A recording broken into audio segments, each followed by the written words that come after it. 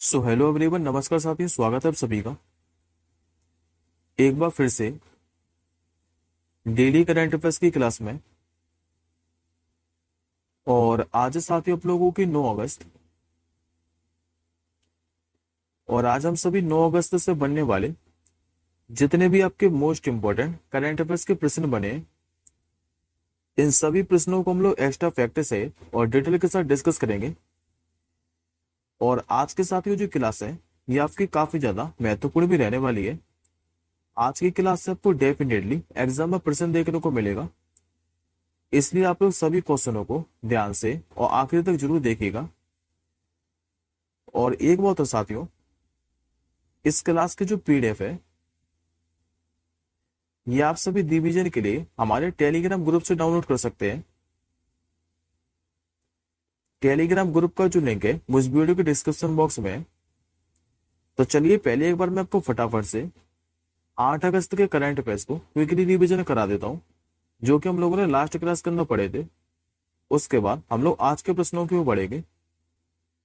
तो जैसा कि साथियों लास्ट क्लास के अंदर मैंने आपको पढ़ाया था कि अभी किस देश के मोंडो जो डुप्लांटिस है, इन्होंने पेरिस ओलंपिक में अभी 9वीं बार वर्ल्ड रिकॉर्ड तोड़ा था। तो ये साथी स्वीडन के मोंडो डुप्लांटिस, और इन्होंने भी 9वीं बार स्वर्ण पदक जीतकर वर्ल्ड रिकॉर्ड तोड़ा था। दूसरा क्वेश्चन मैंने आप लोगों को पढ़ाया था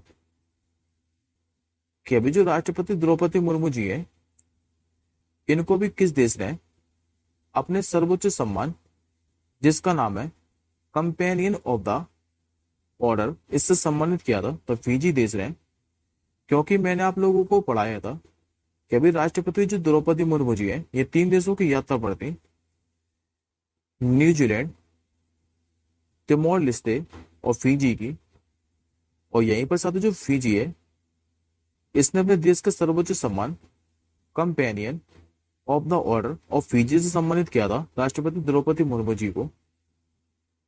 तीसरा क्वेश्चन मैंने आप लोगों को पढ़ाया था कि अभी S20 जो टूर्नामेंट है, इसमें भी खेलने वाले जो पहले भारतीय खिलाड़ी हैं ये कौन बने हैं? तो ये बने साथियों दिनेश कार्तिक।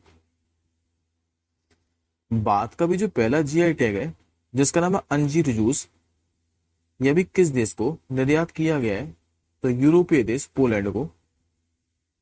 अभी पेरिस ओलंपिक में 3000 मीटर स्टीपलेज इवेंट के फाइनल में पहुंचने वाले जो पहले भारतीय हैं ये कौन बने थे? तो अविनाश सावले। इसके बाद मैंने आपको एक दिवस पढ़ाया था कि जो राष्ट्रीय हथकरघा दिवस है, यानी कि नेशनल हैंडलूम डे, ये आपका प्रतिवर्ष कब मनाया जाता है? तो 7 अगस्त को। और इस बार कौन से नंबर का मनाया गया है? तो 10वें नंबर का। अभी 2024 की फॉर्च्यून ग्लोबल 500 की सूची जारी की गई थी, और इसमें शीर्ष रैंक वाली जो भारतीय कंपनी है ये कौन सी बनी थी? तो बात की रिलायंस इंडस्ट्री लिमिटेड। ये साथ जो रिलायंस इंडस्ट्री लिमिटेड, ये बात में तो पहले स्थान पर थी, लेकिन ये ओवरऑल 86वें स्थान पर थी। अच्छा, पहले स्थान पर कौन सी कंपनी थी? तो अमेरिका की वॉलमार्ट कंपनी। अब ये पहला जो बिमस्टेक व्यापार शिखर सम्मेलन है, इसका जो आयोजन है ये कहां पर किया गया है? तो नई दिल्ली के अंदर। ओलंपिक में कुश्ती के फाइनल में पहुंचने वाली जो पहली भारतीय महिला है ये कौन बनी थी? तो विनेश फोगाट। हालांकि साथ जो विनेश फोगाट है, इनको मात्र 100 ग्राम वजन ज्यादा होने के कारण आयोग घोषित कर दिया गया था। इसलिए क्या है कि ये कोई भी मेडल नहीं ला सके। अभी वर्ष 2030 में भारत का भी दूसरा सबसे बड़ा जो एलएनजी आपूर्तिकर्ता देश है ये कौन सा बना था? तो अमेरिका। और लास्ट क्वेश्चन मैंने आपको पढ़ाया था कि भी बांग्लादेश की जो अंतरिम सरकार है, यहाँ का भी जो प्रमुख है ये किसे बनाया गया था? तो ये बनाया गया साथियों नोबेल पुरस्कार विजेता मोहम्मद यूनुस को। आई होप साथियों आपको 8 अगस्त के सारे करंट अफेयर्स के क्वेश्चन क्लियर होंगे। अब हम लोग आज के प्रश्नों की ओर बढ़ते हैं। तो आज का साथियों आप लोगों से पहला क्वेश्चन पूछ रहा है, अभी किस देश के पूर्व मुख्यमंत्री जिनका नाम है बुद्धदेव भट्टाचार्य, इनका भी 80 साल की उम्र में निधन हो गया है? तो ये साथियों पश्चिम बंगाल के पूर्व मुख्यमंत्री थे बुद्धदेव भट्टाचार्य, और इनका भी हाल ही में क्या है कि 80 साल की आयु में निधन हो गया है। ये जो साथी बुद्धदेव भट्टाचार्य है, इन्होंने पश्चिम बंगाल के 7वें मुख्यमंत्री के रूप में काम किया है, और कब से लेकर कब तक, तो 2001 से लेकर 2011 तक। और साथ में इन्होंने 1999 से लेकर सन 2000 तक पश्चिम बंगाल के उप मुख्यमंत्री के रूप में भी काम किया है। अब एक बार साथियों एडिशनल इंफॉर्मेशन में देखिए, ये जो दोनों नाम है ये काफी ज्यादा महत्वपूर्ण नाम है, और मैंने आपको साथियों कई बार बोला है ये आपको किसी न किसी एग्जाम में डेफिनेटली देखने को मिलेंगे। ये नाम तो मैंने अभी आपको 2 दिन पहले ही पढ़ा है कि वो जो प्रसिद्ध नृत्यांगना है जिनका नाम है यामिनी कृष्ण मूर्ति, जो कि रुक्मणी देवी अरुंडेल की शिष्य थी, इनका भी 84 साल की आयु में क्या है कि निधन हो गया है। इनका जो संबंध है ये किस प्रसिद्ध नृत्य से था, तो भरतनाट्यम नृत्यांगना थी ये बात की। और इनको सभी बात की क्या है कि तीनों सर्वोच्च नागरिक सम्मान से भी सम्मानित किया जा चुका है। सबसे पहले इनको 1968 के अंदर भारत का जो चौथा सर्वोच्च नागरिक सम्मान है जिसका नाम पद्मश्री, इससे सम्मानित किया गया था। इसके बाद इनको 2001 के अंदर भारत का तीसरा सर्वोच्च नागरिक सम्मान जिसका नाम है पद्म भूषण, इससे भी सम्मानित किया जा चुका है। जबकि 2016 के अंदर भारत का जो दूसरा सर्वोच्च नागरिक सम्मान है जिसका नाम पद्म विभूषण, इससे भी इनको सम्मानित किया जा चुका है, तो याद रखिएगा। और दूसरा नाम मैंने आप लोगों को पढ़ाया था कि जो अली अकबर खान के शिष्य थे राजीव तारानाथ, इनका भी अभी हाल ही में क्या है कि निधन हो गया है। इनका जो संबंध है ये किस वाद्य यंत्र से था, तो सरोद वादक है। और ये जो क्वेश्चन है ये एसएससी सीएचएल के एग्जाम में पूछा जा चुका है, तो याद रखिएगा। अब आज के दूसरे क्वेश्चन क्यों बढ़ते हैं, लेकिन उससे पहले एक बार हम लोग पश्चिम बंगाल के बारे में पढ़ लेते हैं। तो मैप में पहले देखिए आप लोग पश्चिम बंगाल को, जो कि भारत में 5 राज्यों के साथ सीमा बनाता है। एक तो इसकी सीमा जो लगती है ये उड़ीसा राज्य के साथ लगती है। दूसरी ये जो सीमा है ये भारत के झारखंड राज्य के साथ बनाता है। तीसरी इसकी जो सीमा लगती है ये लगती है बिहार राज्य के साथ। चौथी ये जो सीमा साझा करता है ये असम राज्य के साथ करता है। और 5वीं सीमा लगती है इसकी सिक्किम राज्य के साथ। लेकिन साथ ही जो इसकी अंतरराष्ट्रीय सीमा है ये 3 देशों के साथ लगती है।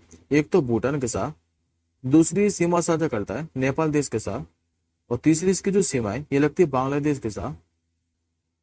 पश्चिम बंगाल का जो गठन है ये 1 नवंबर 1956 को हुआ था। राजधानी यहाँ की कोलकाता। मुख्यमंत्री आप सभी जानते हैं जो कि ममता बनर्जी, और राज्यपाल कौन है, तो सीबी आनंद बोस। यहाँ पर लोकसभा में सीटों की संख्या कितनी है, तो 42। राज्यसभा की सीटों की संख्या 16, और विधानसभा की सीटों की संख्या ये 295 है। जबकि यहाँ पर जिले कितने हैं, तो 30। राष्ट्रीय उद्यान की बात करें तो यहाँ पर साथियों 5 राष्ट्रीय उद्यान है। एक तो सुंदरबन, दूसरा सिंगलीला, तीसरा गोरुमारा, चौथा जल्दापारा, और एक और साथियों बक्सा जो राष्ट्रीय उद्यान है ये भी पश्चिम बंगाल के अंदर स्थित है। लोक नृत्य की बात करें तो ये जो गंभीरा लोक नृत्य है ये अभी पूछा गया है एसएससी जीडी के एग्जाम में। और फेमस त्योहार की बात करें तो ये भी पूछा हुआ है एसएससी सीएचएसएल के एग्जाम में, जिसका नाम है नवन्ना फेस्टिवल। और ये एक फसल उत्सव है जो कि हर साल पश्चिम बंगाल के अंदर मनाया जाता है, तो याद रखिएगा। अब बढ़ते हम लोग आज के दूसरे क्वेश्चन की ओर। आज का आप लोगों से दूसरा क्वेश्चन पूछ रहा है कि अभी जो केंद्र शासित प्रदेश है जम्मू कश्मीर, यहाँ का भी जो पूर्णकालीन डीजीपी है ये किससे नियुक्त किया गया है।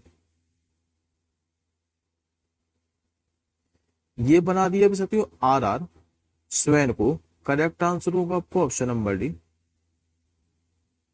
अब जो आर स्वैन है ये भी जम्मू कश्मीर के पूर्णकालीन डीजीपी बन चुके हैं। बात करते हैं हम लोग जम्मू कश्मीर के बारे में। तो जम्मू कश्मीर का जो गठन है यानी कि इसे जो केंद्र शासित प्रदेश का दर्जा है ये कब दिया गया था, तो 31 अक्टूबर 2019 को। राजधानी यहाँ के साथ श्रीनगर और जम्मू। जबकि उपराज्यपाल कौन है यहाँ के, तो मनोज सिन्हा। अब पहले साथ ही हम लोग एक बार जम्मू कश्मीर से संबंधित कुछ करंट अफेयर्स के क्वेश्चनों को देख लेते हैं। उसके बाद हम लोग बाकी के ऑप्शनों को डिस्कस करेंगे। तो अभी साथ पीएम विश्वकर्मा जो योजना है, इसको लागू करने वाला जो पहला केंद्र शासित प्रदेश है, ये कौन सा बना था? जम्मू कश्मीर। दुनिया का भी सबसे ऊंचा जो रेल ब्रिज है, जो कि चिनाब ब्रिज है, ये कितने मीटर ऊंचा है? तो 359 मीटर ऊंचा, जो कि जम्मू कश्मीर के अंदर है। और उत्तर भारत का पहला जो सरकारी होम्योपैथिक कॉलेज है, इसकी स्थापना कहाँ पर की गई है? तो जम्मू कश्मीर के कठुआ के अंदर। अब एक बार बाकी के ऑप्शन और देखिए, जैसे कि साथ जो प्रीति सूदन है, इनका नाम मैंने अभी आपको रिसेंटली पढ़ा है कि अभी यूपीएससी की नई चेयरमैन बनी है मनोज सोनी के स्थान पर। विकास लखेड़ा की बात करें तो इनको भी असम जो राइफल है, यहाँ का नया महानिदेशक बनाया गया है। जबकि जो दलजीत सिंह चौधरी है, ये वर्तमान में जो एसएसबी है, यानी कि सशस्त्र सीमा बल, इसके महानिदेशक तो है ही, लेकिन साथ ही इनको साथ में ही जो बीएसएफ है, यानी कि बॉर्डर सिक्योरिटी फोर्स, इसका भी एडिशनल चार्ज दिया गया है। तो याद रखिएगा। अगला क्वेश्चन देखिए, अभी भारतीय हॉकी टीम के महान गोलकीपर का क्या नाम है, जिन्होंने क्या है कि अभी अंतरराष्ट्रीय संन्यास की घोषणा कर दी है? नाम इनके सब तो पीआर सीरीजेस। करेक्ट आंसर होगा आपको ऑप्शन नंबर सी। अभी भारत के जो महान हॉकी टीम के गोलकीपर है, नाम है जिनका पीआर सीरीजेस। इन्होंने क्या है कि अभी अंतरराष्ट्रीय हॉकी से संन्यास लेने की घोषणा कर दी है। और मैं साथ ही आप लोगों को बता दूं कि ये खुद में एक न्यूज है। हालांकि इस न्यूज के बारे में हम लोग आगे क्वेश्चन में डिस्कस करेंगे। अभी पेरिस ओलंपिक के अंदर क्या है कि जो भारतीय पुरुष हॉकी टीम है, इसने कांस्य पदक जीत लिया है।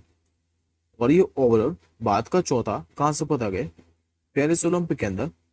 और किसको हराकर जीता है? तो स्पेन को हराकर। और इसी के बाद जो पीआर सीरीजेस है, इन्होंने संन्यास की घोषणा कर दी है। अगला क्वेश्चन देखिए। अच्छा साथी, एक बार बाकी के ऑप्शन और देखिए। ये सारे के सारे जो नाम है, ये मैंने आपको अगस्त महीने के अंदर ही पढ़ाए हैं।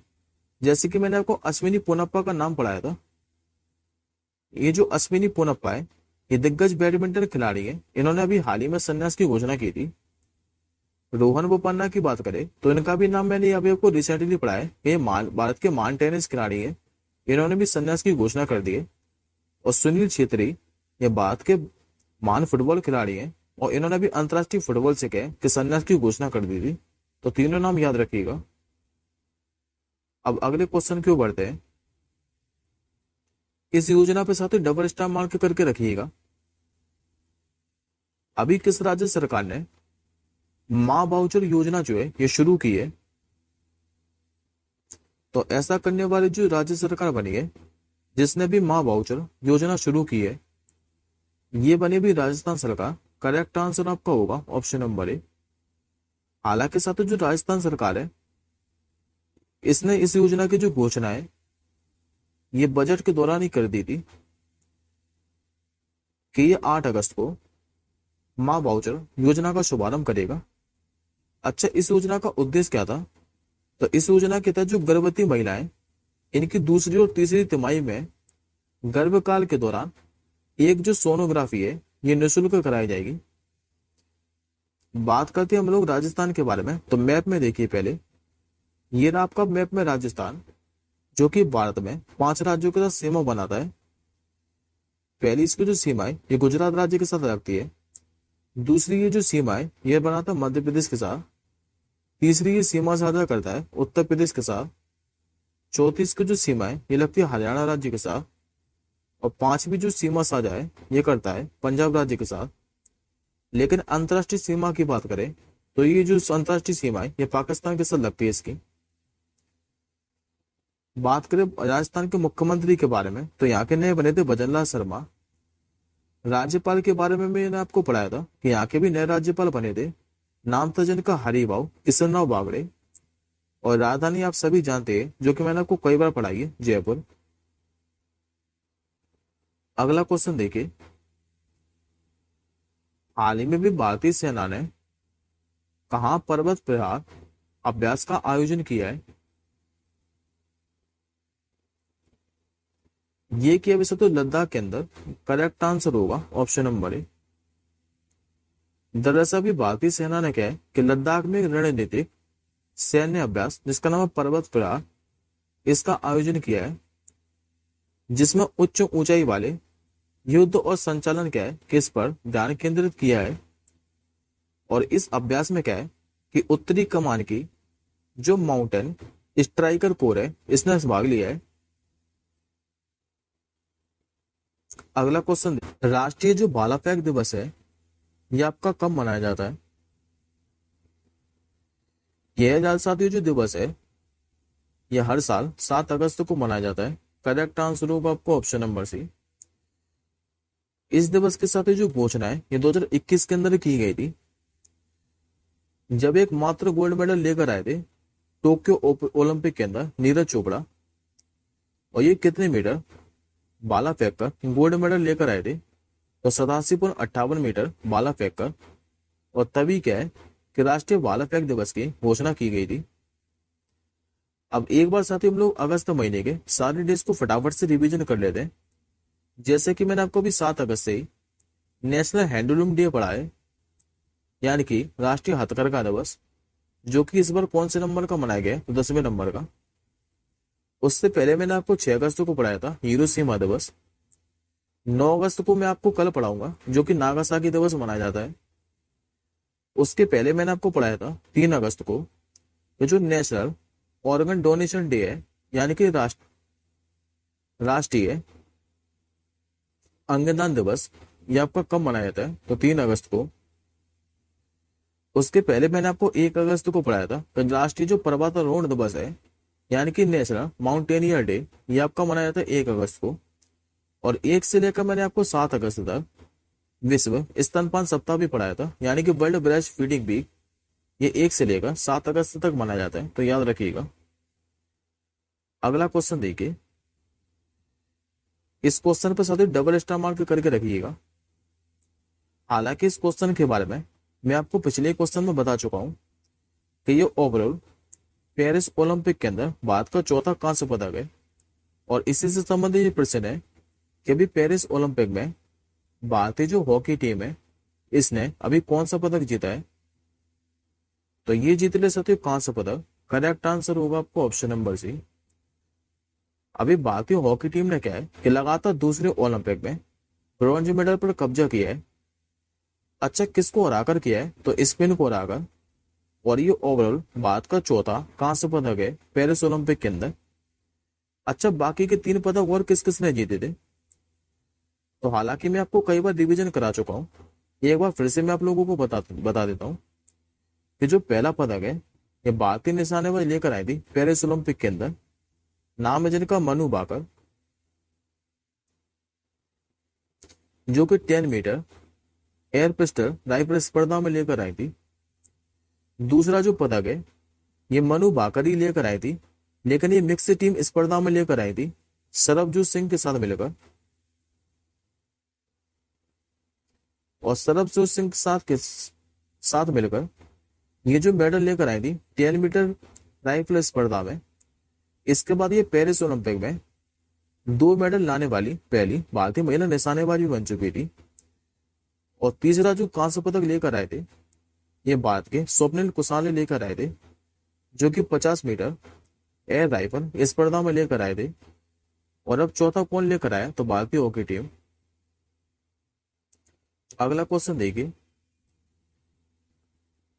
अभी साथ एक पुस्तक का विमोचन किया है और इस पुस्तक का क्या नाम है? तो India at the rate 100 and visioning tomorrow's economic powerhouse. ये जो पुस्तक है ये किसके द्वारा लिखी गई है? तो हावी साथ जो केंद्रीय मंत्री हैं पीयूष गोयल साहब, इन्होंने India at the rate 100 envisioning tomorrow's economic powerhouse पुस्तक का विमोचन किया है। ये जो पुस्तक है ये IMF के जो कार्यकारी निदेशक है जिनका नाम है प्रो KV सुब्रमण्यम, इन्हीं के द्वारा लिखी गई है। और इस पुस्तक के अंदर साथियों यह पूर्वानुमान लगाया गया है कि भारत 2047 तक 50 ट्रिलियन अमेरिकी डॉलर की अर्थव्यवस्था क्या है कि बन सकता है। अब एक बार हम लोग हाल ही में चर्चित पुस्तकों को डिस्कस कर लेते हैं। जैसे कि भी जो Manoj Bajpayee the definitive biography है, ये किसके द्वारा लिखी गई थी? तो पीयूष पांडे के द्वारा। जस्ट ए मेयर नरेरी, ये जो पुस्तक है ये किसके द्वारा लिखी गई है? तो दुब्बरी सुब्बा राव के द्वारा। द विनर माइंड से पुस्तक ये किसकी है? तो सेन वॉटसन की। और a fly on the RBI wall, ये किसकी पुस्तक है? तो अल्पना किलावला की पुस्तक है ये। अगला क्वेश्चन देखिए, अभी हाल ही में चर्चा में रही जो नंदिनी सहकार योजना है, ये किसके द्वारा शुरू की गई है? ये योजना शुरू की गई है अभी नेशनल कोऑपरेटिव डेवलपमेंट कॉरपोरेशन के द्वारा, यानी कि एनसीडीसी के द्वारा। करेक्ट आंसर होगा ऑप्शन नंबर सी। अभी जो नंदिनी सहकार योजना है, ये वित्तीय सहायता, परियोजना निर्माण सहायता और क्षमता विकास की एक महिला केंद्रित योजना है, जो कि नेशनल कोऑपरेटिव डेवलपमेंट कॉरपोरेशन के द्वारा शुरू की गई है। और इस योजना का उद्देश्य क्या है? तो एनसीडीसी के दायरे में आने वाली महिला सहकारी जो समिति है, इनको व्यवसाय मॉडल आधारित गतिविधियां शुरू करने में सहायता करना है। ये आज का साथियों का आखिरी क्वेश्चन है कि मार्च 2025 में जो डीबीएस बैंक है, इसके सीईओ का जो पदभार है ये कौन संभालने वाला है? ये संभालने के साथ तान सुशान। करेक्ट आंसर होगा ऑप्शन नंबर बी। ये साथ जो डीबीएस बैंक है, ये सिंगापुर का सबसे बड़ा बैंक है।